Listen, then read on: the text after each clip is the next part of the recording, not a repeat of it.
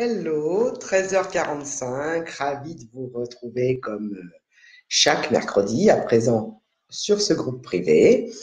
Je vais attendre, comme d'habitude, que les premiers se connectent et nous allons continuer à voir comment vous allez pouvoir créer votre propre processus de vente. N'hésitez pas à me faire un coucou si les premiers sont déjà présents parce que je ne vois pas forcément qui est là ou non. Donc, n'hésitez pas à réagir, bien entendu, et ça me fera plaisir. Je vais attendre un petit peu, mais pas trop longtemps, parce que on a tous un emploi du temps très chargé. N'hésitez pas, un pouce, un cœur, ça me fera plaisir de savoir que vous êtes là, malgré ce beau soleil qui nous invite à aller dehors. Bien, alors, son propre processus de vente, vous l'avez compris, se doit de respecter les étapes importantes de la vente, mais pour qu'il soit vraiment à votre image, pour qu'il vous amène vraiment des clients, il faut le travailler un peu plus en profondeur en ce qui vous concerne. La semaine dernière, on a vu la première étape qui est la prospection, ensuite la pré-approche et en troisième point, l'approche. Aujourd'hui, ce que je vous propose, merci pour les pouces, donc il y a quelqu'un, c'est super. N'hésitez pas à me dire si vous avez déjà commencé à travailler ces trois premiers points, si vous vous êtes penché réellement sur votre cas, parce que c'est ce qui est important. En ce qui concerne la prospection, c'est savoir effectivement où vous allez trouver vos clients. Alors, est-ce que vous avez fait cet exercice de vous demander où vous pouviez trouver vos clients idéaux, ceux qui vont acheter vos produits ou vos services? La pré-approche, c'était connaître votre client idéal, votre cible idéale. Mieux on le connaît, mieux on sait comment, entre guillemets, l'attraper, bien sûr. Et enfin, l'approche, c'était tout ce qui était penser à la stratégie que vous allez devoir mettre en place. À présent que vous avez réfléchi sur ces trois points, on va passer au quatrième.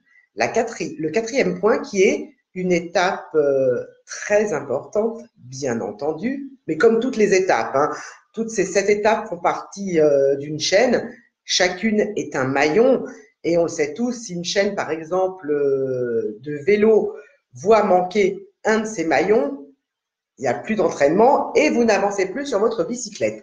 Donc, la quatrième étape est la démonstration. La démonstration, ça veut dire quoi? Ça veut dire, effectivement, vanter les qualités ou les mérites de son produit ou de ses services, bien sûr, mais c'est surtout, et là c'est très important et j'insiste, transformer les caractéristiques de votre produit ou de vos services en avantages. En avantage. Ça veut dire quoi? Ça veut dire qu'il va falloir que votre prospect en face, pour qu'il devienne client, comprenne réellement ce qu'il a à gagner en achetant chez vous. Et pour ça, il y a trois styles de présentation qu'on va un peu mieux détailler.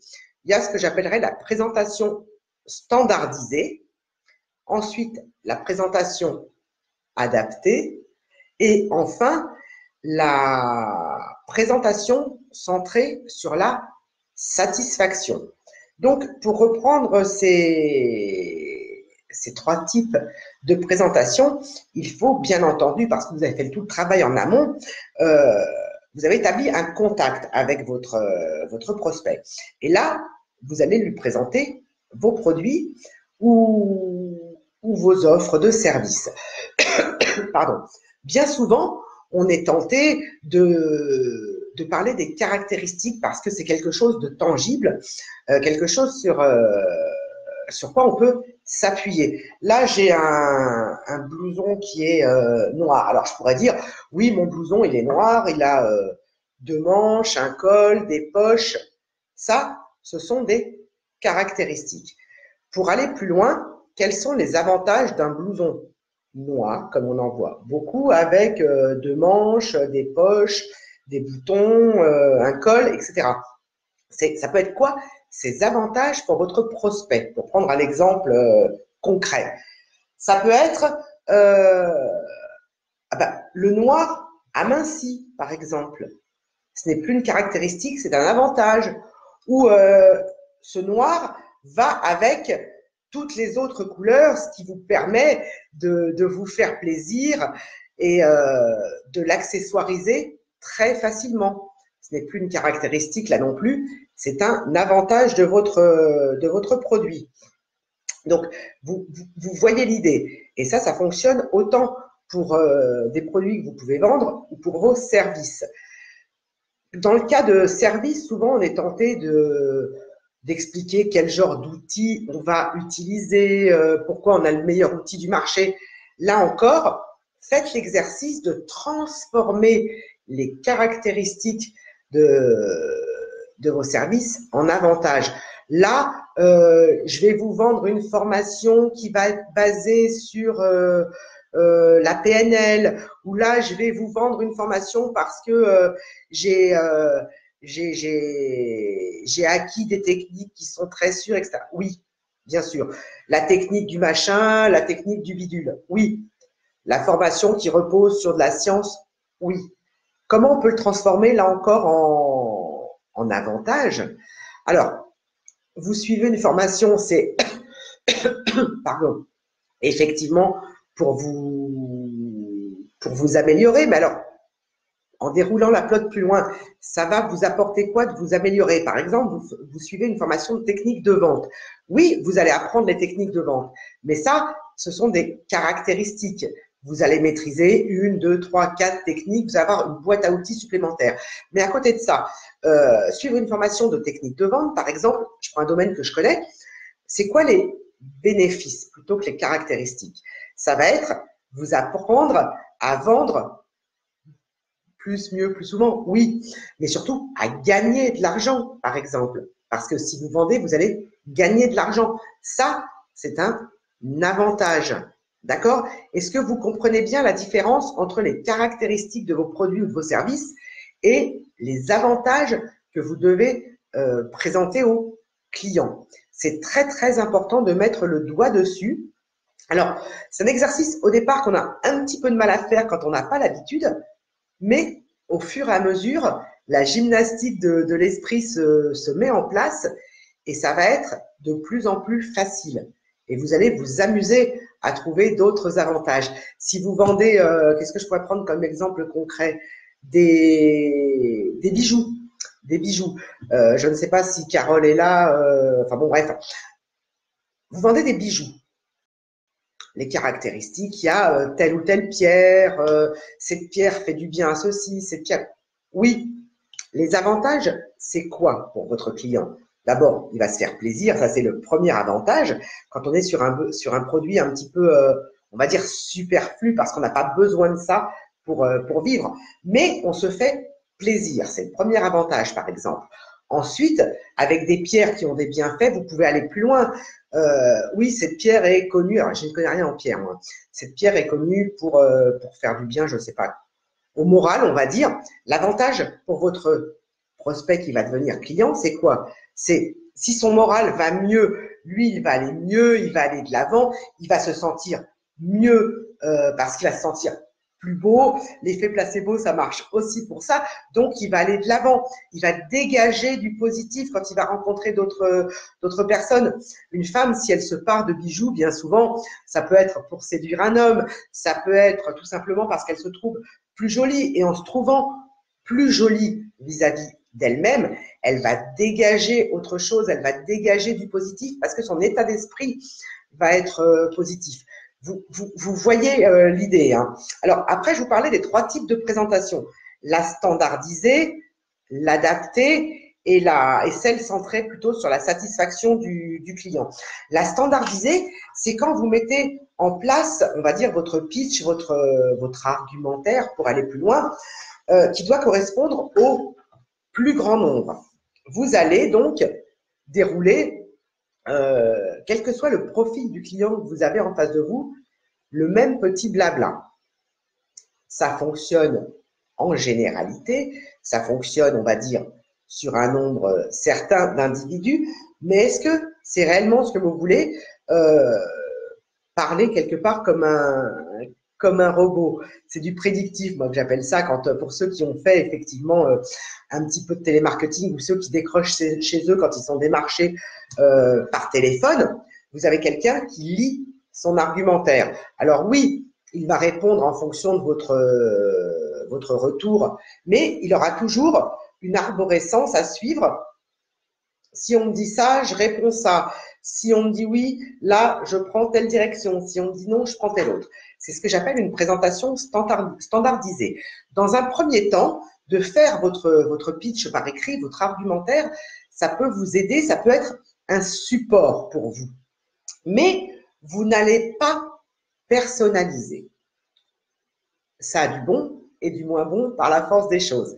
Mais dites-vous bien que c'est important parce que ça vous permet de vous préparer pour répondre au plus grand nombre. Et je comparerais ça aux enfants qui vont à l'école, au collège, au lycée, et à qui on demande de connaître une leçon. Excusez-moi, j'ai la voix qui part en ce moment, comme beaucoup. On va leur demander d'apprendre une leçon, de la comprendre. Alors, certains vont apprendre entièrement par cœur. Donc, si on les interroge sur du par cœur, ils vont sortir leur petit lagus, très bien. Mais dès que quelqu'un va sortir de ce qu'ils ont appris par cœur, ils vont être un petit peu perdus. Ça, c'est la première méthode. La deuxième méthode d'apprentissage, c'est l'enfant qui va dire « j'ai pas besoin d'apprendre par cœur, je vais juste comprendre ma leçon ». Donc ça, c'est super, il aura bien compris. Mais le jour où il est un petit peu moins en forme, où il est un petit peu perturbé, malade, etc., il va perdre une partie de ses moyens. Et le blanc, le trouble, ça arrive à tout le monde, il va plus savoir où il en est. Il sait qu'il a compris, mais il a un peu de mal à dérouler sa leçon. C'est la deuxième approche, il peut y avoir des écueils. Et enfin, pardon, c'est la troisième méthode pour un enfant qui apprend, c'est de se dire, d'abord, il faut que je comprenne ma leçon. Donc, je vais décortiquer le machin, je vais le tourner dans tous les sens. J'ai compris. Et si jamais j'ai un trou qui arrive au meilleur, je vais l'apprendre par cœur. Comme ça, en ayant ceinture et bretelles, vous avez d'un côté appris par cœur et de l'autre, il a compris, il arrivera toujours à s'en sortir. Vous, votre pitch, votre argumentaire, ça doit être la même chose. Parce que plus vous le connaîtrez sur le bout des doigts, plus vous serez à l'aise avec ce que vous avez à dire, plus vous l'aurez vous-même écrit, ça sera vos mots, plus vous serez à même de faire face à n'importe quelle question, n'importe quelle remarque, n'importe quelle objection. Mais on verra après le passage des objections. Je pourrais vous parler du permis de conduire pour vous faire bien comprendre. Le permis de conduire, à mon époque, moi, c'était le forfait traditionnel, c'était 20 heures. En 20 heures, on ne sait pas forcément conduire, mais on commence à développer les premiers réflexes. Si vous êtes un tout petit peu mieux préparé que les 20 heures, le jour de l'examen, vous savez ce que c'est, quand on passe à l'examen, on tremble un petit peu. Donc, même si vous perdez une partie de vos moyens, il va vous en rester suffisamment pour obtenir ce fameux petit papier rose qui va vous dire maintenant, vous avez le droit de conduire sur les routes et de continuer à apprendre, ma foi. D'accord? Donc ça, c'est important pour vous de faire cet exercice. Oui, on se dit, bon, ça va, je sais de quoi je parle, mon produit, je le connais, mon service, je le connais, j'en vends tous les jours. Oui, mais je vous garantis que vous allez vous bonifier si vous prenez la peine de vous poser et de réfléchir à ça. Ça, c'était cette présentation, on va dire, standardisée. Ensuite, vous avez cette présentation adaptée qui va s'appuyer également sur le modèle, on va dire, des stimuli, questions, réponses. Ça va devenir presque un automatisme. Mais à la différence de la présentation standardisée, vous allez avoir une première phase dans cette présentation adaptée qui est d'abord d'explorer les besoins, les envies, les attitudes de votre acheteur potentiel qui est en face de vous. Et ça, c'est important parce que vous allez vous rapprocher de ces envies. Parce que l'envie, on touche à ce qui est émotionnel. La raison va faire que quelqu'un achète parce qu'il a besoin d'un service ou d'un produit, mais l'émotion va faire que quelqu'un va acheter à l'impulsion. Et ça fonctionne pour des produits peu chers comme pour des produits plus chers. Parce que l'émotion, c'est ce qui va permettre à votre interlocuteur de passer à l'acte d'achat. Après, la raison va reprendre le pas et va se dire, est-ce que j'ai bien fait d'acheter? J'aurais peut-être dû dire cela, j'aurais peut-être dû négocier, j'aurais peut-être dû… Mais il aura acheté. Donc, la raison va reprendre le pas, mais il va falloir le rassurer. Et ce côté émotion, parce que vous vous serez intéressé à ses envies et à ses besoins, va vous permettre de concrétiser plus de ventes. Tout à l'heure, je prenais l'exemple de produits superflus. Ça fonctionne très très bien l'achat à l'impulsion sur du superflu, des produits qui ne sont pas vitaux. Donc, il ne faut jamais oublier de s'intéresser, mais de s'intéresser réellement à la personne qu'on a en face de soi. Parce que vous mettez en relief, dans ces cas-là, les avantages qu'il aura envie d'acheter quelque part, parce que vous l'aurez écouté. Dans la vente, bien souvent, moi j'ai vu des commerciaux qui parlaient trop. Le bon ratio, c'est vous devez parler au maximum, allez, on va dire entre 20 et 30% du temps, c'est-à-dire entre 1/5 et 1/3 du temps. Le reste du temps, vous devez écouter votre interlocuteur. C'est comme ça qu'il va acheter. Et surtout, c'est comme ça que vous allez saisir ce qu'il veut réellement. Ça, c'était pour ma présentation adaptée, qui ne comporte pas forcément de script précis, d'argumentaire précis, mais plus vous aurez préparé votre argumentaire dans la présentation standardisée, plus vous serez à même d'aller ce coup-ci piocher en fonction de votre interlocuteur, j'allais dire les bonnes réponses. Il n'y a pas de bonne ou de mauvaise réponse, mais les bonnes réponses, c'est celles qui vont mener votre prospect à devenir client. Enfin, la troisième présentation, forcément celle que je préfère, c'est celle qui est réellement centrée sur la satisfaction du client. Vous avez bien l'idée du pourquoi c'est celle que je préfère, parce qu'un client satisfait, c'est un client que vous allez pouvoir fidéliser, bien sûr, et c'est un client qui va vous recommander, toujours dans les deux sens du terme.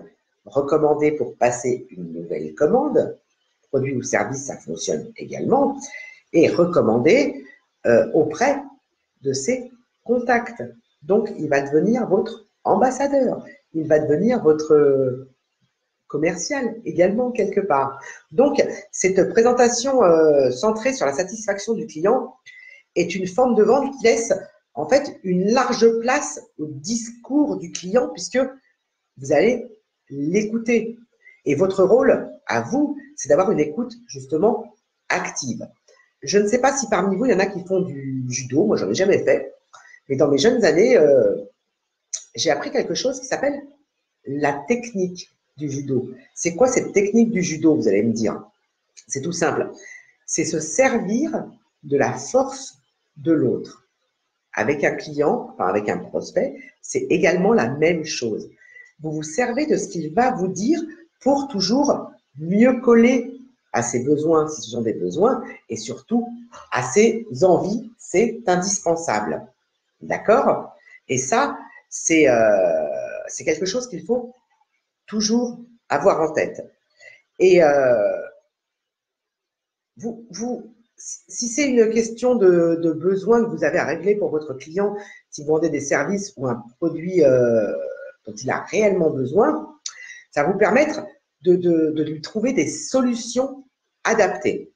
Si c'est du superflu que vous vendez, des produits bien-être, des bijoux, des produits pour se faire plaisir, des vacances, etc., là, ça va vous permettre de répondre non plus à ses besoins, mais néanmoins de trouver une solution adaptée, un produit ou un service adapté à ses envies.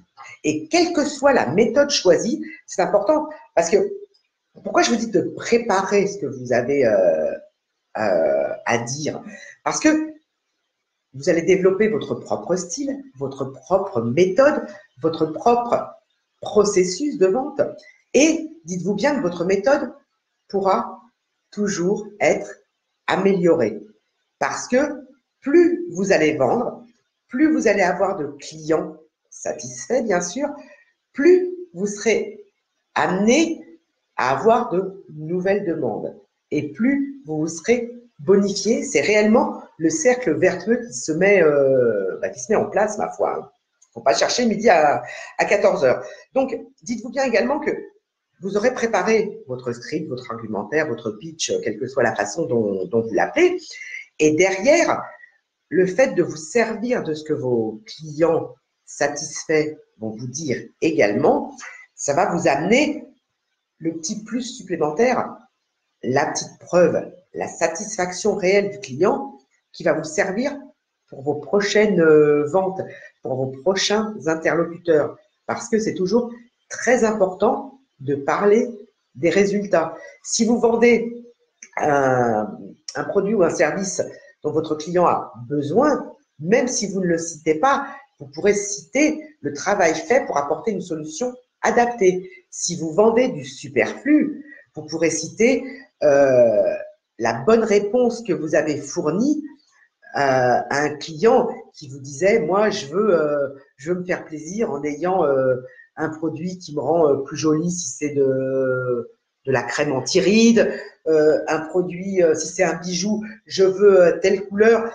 Vous aurez su répondre à ces envies. Donc, n'oubliez jamais de toujours retravailler votre approche et, à plus forte raison, votre démonstration. Et plus vous allez prendre les points après les autres, plus vous allez les affiner, sans en sauter aucun, plus vous serez performant pour vendre. La vente, c'est juste un échange de bons procédés, en fait. Et sur ces présentations standardisées, adaptées et centrées sur la satisfaction client, n'oubliez jamais que là encore, il y a différents points. Bon, je pourrais parler très très longtemps, c'est pas le propos, mais pardon. Il y a d'autres méthodes qui vont vous faciliter la vie. Par exemple, la méthode de la légitimisation, légitimisation. D'accord? Légitimisation. C'est joli, ouais. C'est forcer de convaincre votre prospect de la réputation de votre entreprise, de l'expérience que vous avez acquise au fil du temps, si ça fait un petit bout de temps que vous avez votre entreprise sur votre cœur de métier. Vous avez également tout ce qui est la partie expertise. Vous êtes à même de répondre de manière plus pointue en montrant que vous avez une bonne connaissance de vos produits et de vos services. Là, vous pouvez jumeler les caractéristiques de votre produit et les avantages que vous proposez. D'accord? Ensuite, vous avez quelque part la méthode de la connivence. C'est créer du lien avec votre interlocuteur qui va peut-être acheter juste pour vous faire plaisir parce que il aurait pu acheter chez le voisin, chez votre concurrent, mais vous vous entendez bien avec lui, vous avez des points d'intérêt communs avec lui, donc c'est à vous qu'il va acheter. Vous avez ensuite la méthode d'accorder des faveurs. Vous allez faire un petit cadeau supplémentaire ou toute proportion gardée par rapport au prix du produit ou du service que vous vendez, bien sûr. Ça peut être un joli emballage supplémentaire, la petite carte cadeau qui va avec. Je pense à des commerciaux que j'ai rencontrés qui travaillent sur des gros projets pendant un an, qui leur demandent beaucoup d'investissement en temps. Eux, ça leur arrive souvent d'inviter leurs clients à déjeuner, par exemple. Donc, là, vous faites des faveurs à vos clients. C'est la petite touche bonus. Et enfin, vous avez, alors ça c'est une méthode que j'aime pas trop, c'est la méthode de l'ascendant, de prendre de l'ascendant sur votre client, d'avoir la main haute et de le manipuler. Ça, moi, c'est une méthode que je laisse de côté parce que je ne trouve pas ça tout à fait correct quand vous êtes un vendeur extrêmement habile. Je pense qu'il vaut mieux mettre, encore une fois, le conseil avant tout. C'est ce qui vous permettra de garder réellement des clients sur le long terme. C'est très important. Même si, dans la vie d'une entreprise, on le sait tous, il y a eu des études très poussées qui l'ont dit, tous les ans, vous perdez 10% de vos clients. C'est un cycle, c'est la vie. Le but de la manœuvre étant de les renouveler également au fur et à mesure. Donc, mieux vous travaillerez ce quatrième point qu'est la démonstration, plus vous serez percutant. Je vois que je suis restée très longtemps sur ce quatrième point, mais il y a vraiment beaucoup de choses à dire. Vous l'avez compris parce que ces points de démonstration se décomposent en énormément d'étapes, de petits leviers que vous pouvez additionner les uns avec les autres. Donc, n'hésitez pas à travailler là-dessus, n'hésitez pas à y revenir et point après point, là nous en sommes au quatrième, on fera la suite la semaine prochaine, et n'hésitez pas à vous exercer, à tester, à recommencer. Il y a un adage populaire qui dit « Chaque jour sur le métier remet ton ouvrage ». La vente, c'est pareil. Mais dites-vous bien que c'est pour vous, parce qu'une société, encore une fois, qui ne vend pas, une société qui ne gagne pas d'argent, c'est pas sympa d'abord, mais ça ne vous permettra pas de vivre de votre activité et surtout, elle est très vite amenée à mourir à plus ou moins brève échéance. Sur ce, je vais vous souhaiter une très belle semaine. N'hésitez pas à me faire des retours, même si vous regardez ça en replay. Je réponds en général à tous les commentaires ou à tous les messages privés, puisque vous êtes nombreux à préférer les messages privés pour ne pas étaler vos problématiques. Mais dites-vous bien que, effectivement, étaler sa problématique, ça n'a rien de réjouissant, mais le partage et l'échange permettent également d'avancer. Plus vous avez de retours, plus vous affinez votre discours. Il me reste à vous souhaiter une très belle semaine avec plein de jolies affaires à faire, bien sûr. Si vous voulez aller plus loin et être enfin à l'aise avec la vente, pour vendre plus, mieux, plus souvent, arrêtez de vous faire des nœuds à l'estomac en vous demandant comment vous allez payer vos factures ou ce genre de choses. Je suis à votre disposition pour une séance découverte, un petit diagnostic rapide par téléphone ou par Skype. Et je réponds toujours. Je vous souhaite une très belle semaine et je vous dis à mercredi prochain pour la suite de votre processus de vente idéal que vous allez créer vous-même. À très bientôt. Au revoir.